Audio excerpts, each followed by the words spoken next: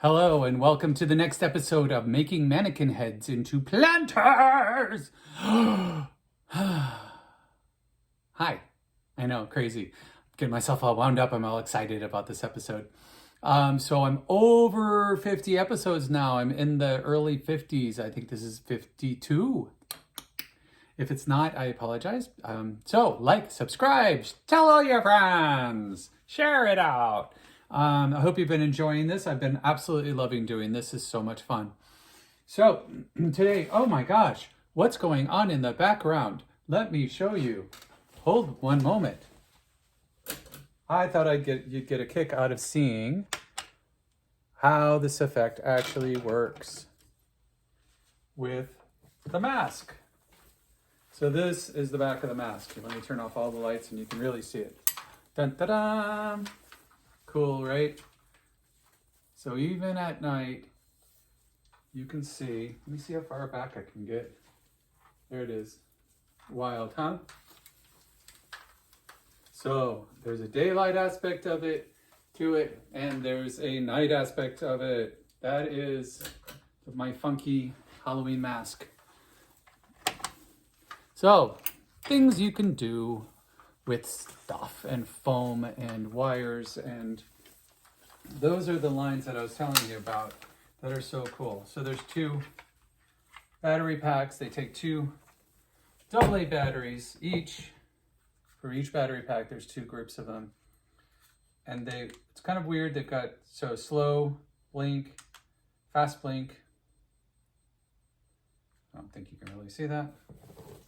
Fast blinking. Let's turn off the lights. Yeah, cool, right? There you go. They sync up and then they unsync. And I can do one fast.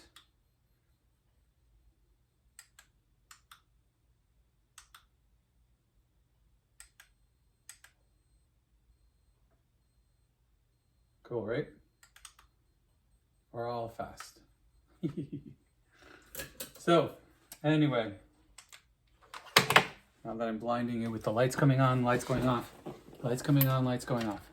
So, welcome. I just was thinking, I saw it down here and I went, oh, I can get some batteries, put them in there, see if they work. And they do, which makes me very, very happy.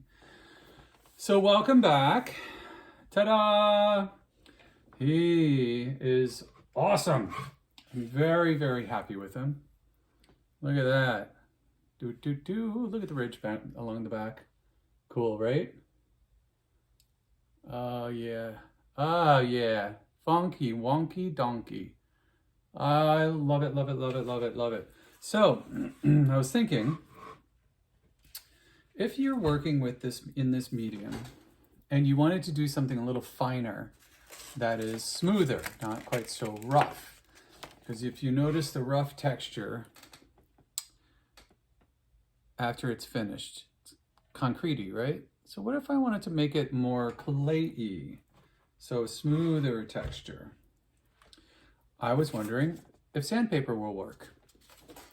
I don't know. I haven't done it yet. So we're going to experiment together. I love this jawline through here. And see if it sands. So I've got a 100 grit sandpaper, and then I've got discs that are wheel. I can't see through the thingy. These are actually for a sander, a rotary, or a, oh, I can't remember the name of it, type of sander. Yeah, it's 60 grit. So this is rougher. This is a little bit smoother. It's not smooth sandpaper by any means. For final stuff, like you would use on pottery, I've got actually the Brillo pad side of a sponge that's dry. And that actually works really well for getting the highs down and making super smooth. Oh, actually, you know, that's actually working beautifully on here. It just smooths it right down.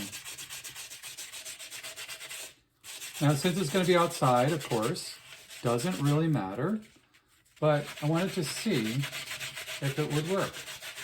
I kind of like the texture, so I'm not going to do this very much. But so, experiment one, Brillo Patty, and works beautifully.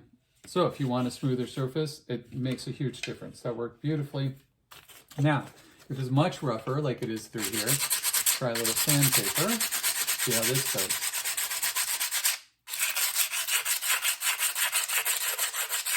Yep, that's working well. Taking down the really big lumps. No problem. I can curve it, get right into little grooves and stuff. Yep, and that smooths it down beautifully if I want a much smoother surface. I can also smooth out any lines I have from when I was hand building any of the jobs that later on were a little bit drier as I was putting them on. But, so I'm going to leave that rougher. Oh gosh, that actually works beautifully. Let's get in here.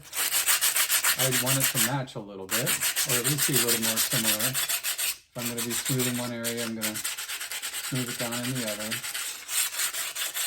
Now I'm stabilizing it with my left hand because I don't want to break off the stand, because this thing is actually pretty darn heavy now. Even though I use thin layers of cement on it, of SculptCrete, it seems to have gotten a nice weight to it. Means it won't blow away if I put it out, or when I put it outside. Just smooth this down. There's just some nubs that are on here that can come right off. Take the surface down, smooth it out, and voila. Cool. No more edges, no more lumps. They're still there, but they're just a little softened. All right. So the big question, what is your big question about this? Now what, right? All right, so I got this cool head, sculpted it, hand built it, cool planter. I could totally leave it the way it is, right? Yeah, I really could. The only issue I would have now is that there's only one hole in the bottom, which concerns me because if it's sitting on a flat surface, it's not going to drain. So I do want to figure out what I'm going to do about getting a hole in it somewhere else. It doesn't feel brittle at all, but it feels nice and light because of the foam being on the inside. So that came out beautifully. Really very, very pleased with it. You can sand it down. That was the experiment I wanted to do today. And then what I'm thinking I'm going to do is I'm going to actually move on to hollowing out 2 more of the heads today. I did find, you'll be happy to see, you'll be so thrilled and excited for me that I found my latex gloves, so you won't have to hear me whining about the other gloves anymore. They were actually out in the camper. I got 100, one size fits all. Yeah, well they do. For latex they do. But I got 100 of them, and so I won't be complaining and struggling with those other gloves anymore. It really does make a difference. Oh my gosh, so this is funny. So I did the rib, that ridge along the back. Look at how out of line it is. So there's the nose. I guess when you look at it, it doesn't look so out of line. When I see it from here, it's basically skewed over to this side. Now you see it? You see it? Yeah, it should be like here. That's hilarious. I didn't line it up from the front. I lined it up from the back. Well, he's got a wonky back fin, or dorsal ridge, if you will. So he's cool. I love it. So now I'm going to make a mess with the foam heads. I'm not going to do much cleanup here. I'll do it while I'm not talking with you, so I don't waste some time here. But I do want to kind of get it a little bit out of the way. All the lumps here. Going to grab my other 2 heads that I drew on, and we're going to go to town on these puppies. So I've been thinking about different approaches and continuing to explore different approaches. I like the idea of, and we'll see if it works, just completely putting it down and sawing across it. All right, so we're going to do a little as if it's okay. Shush. We don't hear the screaming. Just going to dig right in and cut right across the top of the head. So one of the comments from a friend of mine from Kansas City, actually, who's watching, that I saw in one of the early episodes from 3 months ago, was, are you going to do other body parts? And I was like, I read it today. I hadn't actually seen it. I don't know how I missed it. But I did. I completely missed her comment. And I was like, today I was going, oh my gosh. I was just, sifting through things, looking at the old episodes. On an earlier episode, I don't remember which one. But, what's funny is that's a brilliant idea. I like that. How fun is that? To do making planters out of mannequin arms. So my only thought there we go. That came off very nicely. Boom. Yes. All right. And that made very little mess. Holy moly. Isn't that great? So compared to the other ways that I was doing it with the whole knife and digging in and blah, blah, blah, blah, blah, this is a much better way to do it. All right, let's put him in a place where I'm not going to knock him off, because that's the last thing I want is for him to go flying. Let's put her over there. He can sit in the background and wait his turn. All right, so, and I'm going to take this off because it really doesn't serve me any purpose. So the actual holes that are in here, incredibly enough, they actually fit on here. So that I'm going to keep that hole in there. But like I discussed last time, I'm going to actually put holes in other places.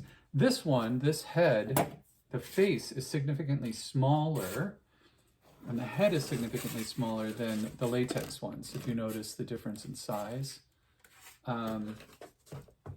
It's a daintier face, if you will. So that's interesting. Put my SculptCrete to the back, behind my bottle. There we go. Bring him up a little bit so you can actually see him. So now I've got to get it out from in here. I'm going to give myself a guide of how thick I want the wall to be. I could draw on this all day long. It's not going to matter. And I found out with doing this guy with the cement that, I did the ridges like that, and it didn't make any difference if I had the ridges or didn't have the ridges, because once I put the cement on, it just completely covered the ridges. So I'm going to go through this. Oh, that's a nice sound, huh? And I'm going to cut around. Oh, sneaky deaky. Try not to crush the face on it, because I do want to keep the face for that sort of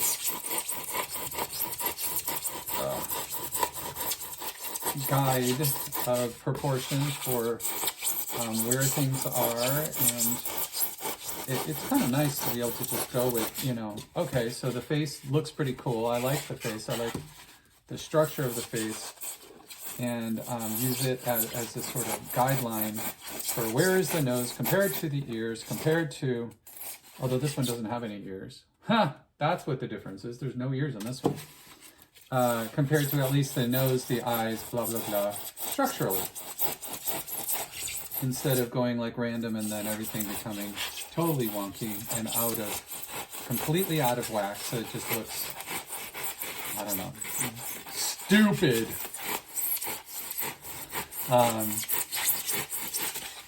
So I've heard people asking why I do this. It's apparently a common question. And my answer is, well, why not? Well, okay, so that's a totally lame answer, and it's a cop-out. So why am I doing this and recording it? That's the big thing. I've mentioned it a couple times that I'm recording it. Well, so it is because I do these things anyway, and I always have people asking me how I come up with this stuff, right?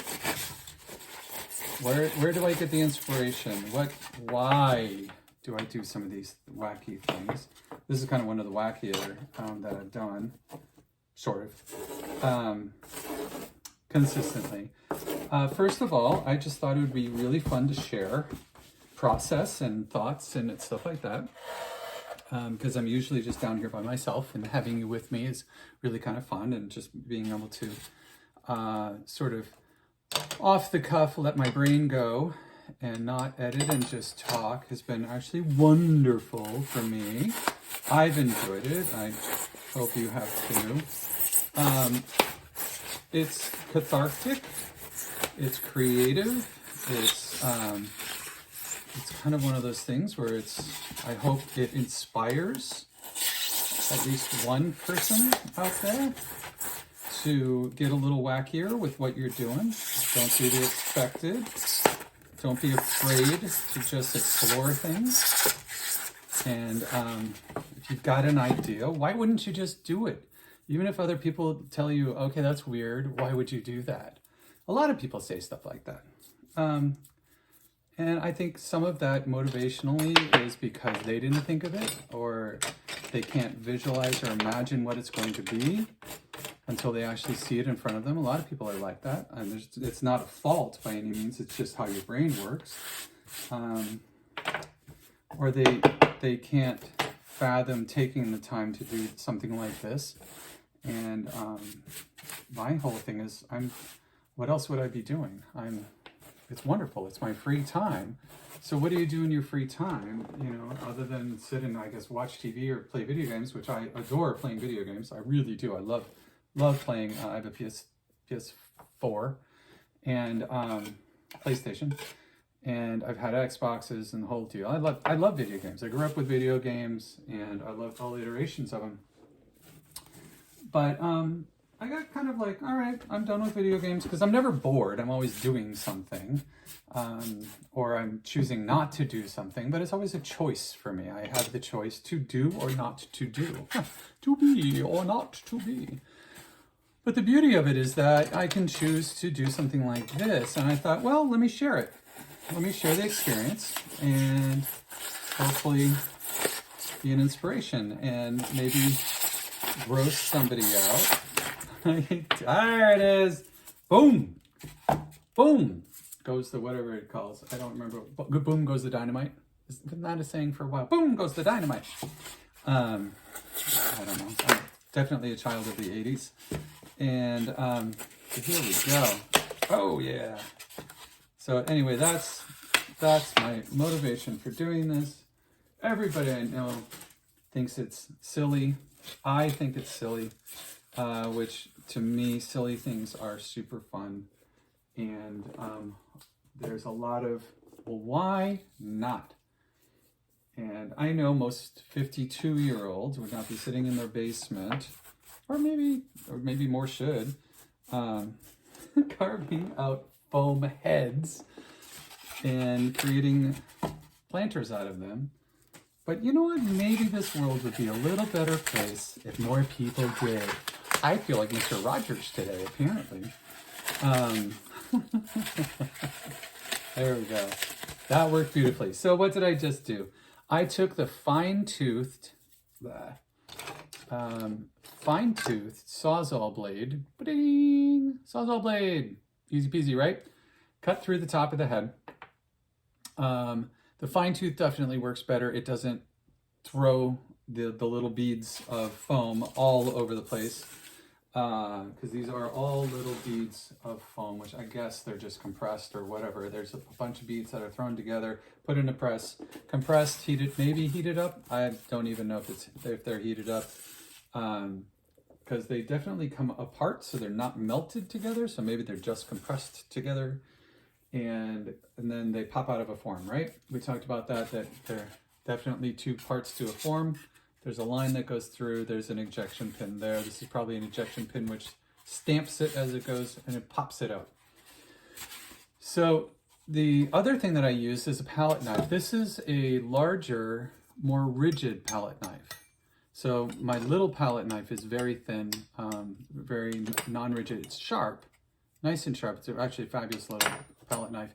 These are very flexible. So I don't know how totally functional they would be. I guess for scraping, but they're kind of awkward. So I just took this one, put it in at an angle, put it in an angle, put it in an angle, and just dug through, and then went in at a cross section to the center, and then at angles to that cross section, which allowed it to just start to pop out. So now I think it's not going to work for me to use this much more. It's going to become awkward and everything's going to go flying around. So I'm going to try to keep it contained in the head cavity. Yeah, I said it, head cavity. And I'm just taking my fingers, and my nails are short, so it's not like I'm digging my nails in, because I can just do this literally with the ends of my fingers. I don't need to have nails to do this. Because, like I said, it's just like these little pellets, little teeny weeny pellets that are all compressed together, so they don't really stay together very well when you put a little pressure against them. What I don't want to do, and what I want to be careful of, even though it's not as important because of the concrete that's going on, is I really don't want to come through the sidewall. I don't need that much foam left behind for structural support of anything, for any reason. But I don't want to get so close that I'm just busting through the sides. Clean that up a little bit, and I will be vacuuming soon. This stuff does vacuum up actually very easily. And I was thinking about it. I was reviewing one of the videos, just looking at where I was and stuff like that. And I was thinking, you know what would be really good for this is that static guard, right? The spray static guard. It does leave a little bit of a film on stuff, which is how it keeps things from being staticky. It's got some sort of substance in it. It's not just like spray. I always thought it was like, oh, it's got like an ionized spray or something like that. Now, it's actually got a little bit of a sticky stuff to it that kind of blocks the staticky aspect of stuff, of clothing. So static guard in a spray would be brilliant to use on this, because then cleaning up, you wouldn't have it flying all over on really, really dry days. We've actually finally had some rain, so it's not super, super dry around. It's still dry, but it's not like how it was before, where when any of this came out, it's just flying through the air. Crazy, crazy dry. So although we're getting further into the cool season, it's going to be drier and drier as we do.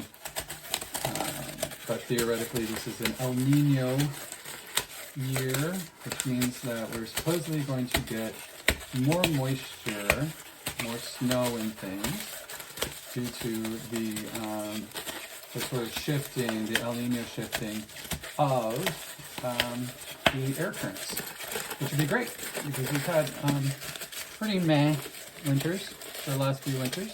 We had a couple really good ones. We were at El Nino when we came here.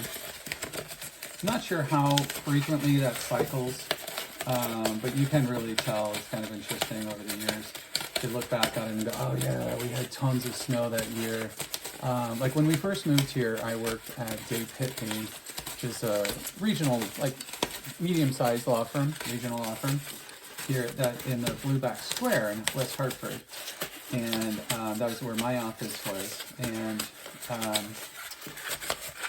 heading to the law firm, we lived right a mile from the office, which was pretty freaking awesome, let me tell you. So I either walked every day to work, including through winter, or I rode my bicycle. So during the winter, I walked, because I didn't really I didn't want to use my car if I didn't need to, right? We had an apartment, fabulous second floor apartment. It was really, really, really nice. We had fabulous neighbors for a lot of it, and still keep in touch with those neighbors. So anyway, don't mind me while I just run my fingers through the cranium to empty out anything that's left behind. Very, very strange feeling, but kind of cool. But anyway, so I would walk to work, and even in the snow, and I remember maybe the first or second year that we were here, so 9 years ago, 8 or 9 years ago, 8 years ago, we had significant snow for quite a period of time, because it was a challenge getting to work. And I got really big boots and had snow pants that I would wear walking into work every day with a big parka and my furry collar, or my furry lined hood that I loved. And nothing bothered me. I just get bundled up. I grew up in Vermont, so it's like you just put on layers. And it was a brisk walk, but I just left the amount of time I needed, and It was good. Because the thing was, it was a choice, which for me was good, because if I really just didn't want to have to deal with it, I could walk in, or if I needed to look nice for any reason, which working there I didn't, need to look especially nice. I wasn't working as a paralegal there at first, so it didn't really matter. And I never actually worked fully as a paralegal there. I worked in different capacities. So it was kind of cool. It was just sort of business casually type of thing. I never had to do suits or tie or anything like that. So anyway, and I just had a change of clothing when I got there and went with that. But so that was, I think, may have been an El Nino year, which is where this was going. All right, this is hollowing out very nicely. I'm almost done, and then I'll work on the other one. And I'm at 25 minutes, so the next one will be in the next episode. So this has been fun. But anyway, so hopefully we'll get some good winter this year. It is, just so you know what year it is, it's 2022. So if you're watching this in 100 years, you know that 2022, what the weather is going to be like. You heard it from me. I don't know. Anyway, so there we go. So the more I work on this, the more sort of polystyrene, I think it's called polystyrene, the more polystyrene it smells. So now I'm getting down into the base of the skull area and the throat area. To hollow that lower area out, I do want to remember we're putting soil in this, so we want to give it as much space for roots, for water, and especially for soil. Even though they're going to be annuals, we still want plenty of room, because the more soil we have in there, the better it's going to be, not only for the plants, but for water retention, so you don't have to water them as frequently. And the plants will just be happier. There we go. And that is hollowed out.